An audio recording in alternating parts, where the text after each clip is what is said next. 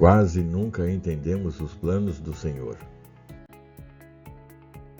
E pelejarão contra ti, mas não prevalecerão contra ti, porque eu sou contigo, diz o Senhor, para te livrar. Jeremias 1, versículo 19. Talvez você já tenha estudado a vida de Jeremias, talvez não. Vou só colocar aqui alguns pontos para você ter uma ideia do que estava acontecendo naqueles dias. Jeremias, filho de Ilquias, nasceu na cidade de Anatote, no território de Benjamim. Isso ocorreu aproximadamente em 650 a.C., no final do reinado do rei Manassés de Judá. Anatote era um vilarejo sacerdotal que ficava aproximadamente a 3 quilômetros de distância de Jerusalém. Josué 21, 17 e 18 e Jeremias 11, 21 a 23.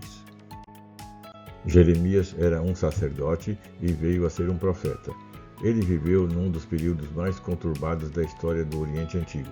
Quando Jeremias nasceu, Israel, o reino do norte, com capital em Samaria, já havia caído há pelo menos 70 anos diante do Império Assírio.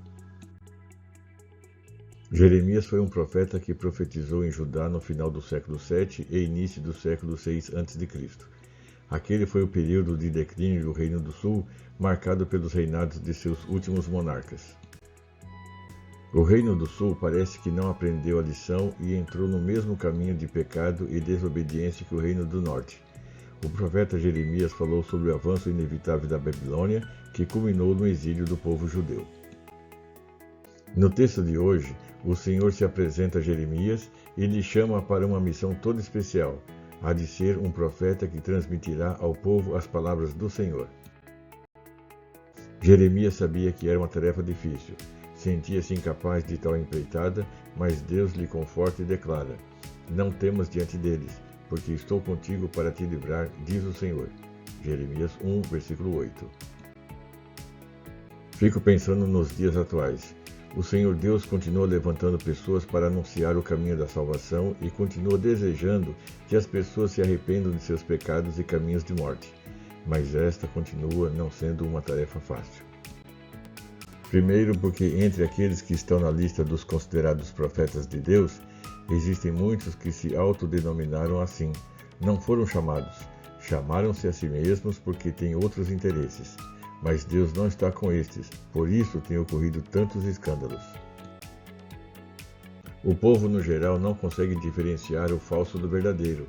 Esta é uma de duas das razões de existir tanta gente que desacredita na mensagem do céu. E qual é a outra razão? Muita gente por si só não quer saber de Deus e das questões de Deus, seja por ter uma visão voltada apenas para as coisas desta vida terrena, ou porque o pecado é gostoso mesmo e pensam que no final tudo vai dar certo. Afinal, pensam estes, Deus é Pai. Quero focar no texto do versículo 19. Deus faz uma chamada para alguém assumir a incumbência de pregar a palavra. Tanto Deus como o profeta sabiam da resistência do povo no geral. O profeta ou o pregador pode querer desistir por causa da dificuldade da missão, por causa do desprezo das pessoas e até por possíveis agressões, mas Deus dá uma palavra de apoio e de proteção.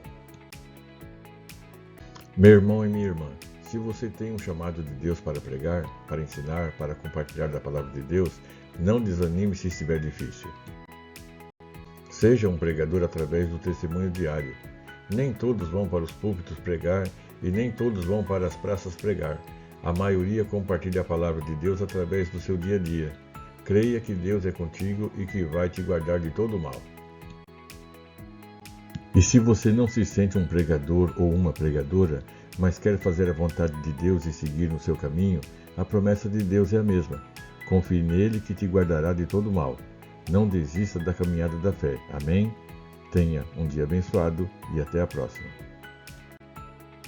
Pastor Devanir Caetano da Silva.